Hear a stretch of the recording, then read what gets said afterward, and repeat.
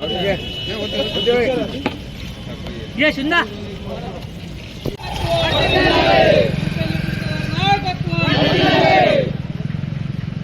శ్రీనివాసరెడ్డి గారి నాయకత్వం, కంది శ్రీనివాసరెడ్డి గారి నాయకత్వం.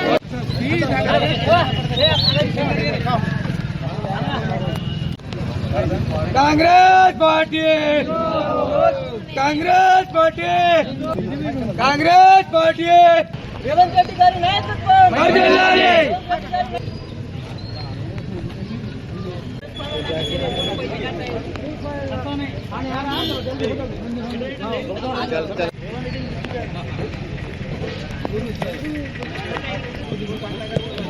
జిందాబాద్ జిందాబాద్ జిందాబాద్. కాంగ్రెస్ పార్టీ జిందాబాద్. జిందాబాద్ జిందాబాద్.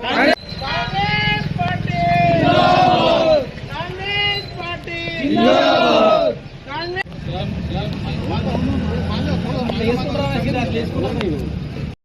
మొట్టమొదటిసారిగా 9 రోజులలో 9,000 కోట్ల రూపాయలు రైతు భరోసా రైతుల ఖాతాలో వేసినందుకు ఈరోజు బేలా మండల కాంగ్రెస్ పార్టీ ఆధ్వర్యంలో గౌరవ ముఖ్యమంత్రి రేవంత్ రెడ్డి గారికి, అదే మాదిరిగా వ్యవసాయ శాఖ మంత్రి తుమ్మల నాగేశ్వరరావు గారికి, అదే మాదిరిగా మా ఇన్ఛార్జ్ మంత్రి జూపల్లి కృష్ణారావు గారికి, అదే మా ఆదిలాబాద్ అసెంబ్లీ ఇన్ఛార్జ్ నిత్య అన్నదాత శ్రీ కంది శ్రీనివాసరెడ్డి గారికి ఈరోజు మేము బేలా మండల కాంగ్రెస్ పార్టీ ఆధ్వర్యంలో వారికి పాలాభిషేకం చేసి ఈ రైతు భరోసా విజయోత్సవాలను మేము ఈరోజు జరుపుకుంటున్నాం. మరి ఈరోజు చూస్తూ ఉన్నాం, ప్రభుత్వం ఏర్పడి 16-17 నెలల్లోనే మన రైతులకు ఏదైతే ఇచ్చిన మాట మేరకు 2 లక్షల వరకు రుణాలు మాఫ్ చేసినాం.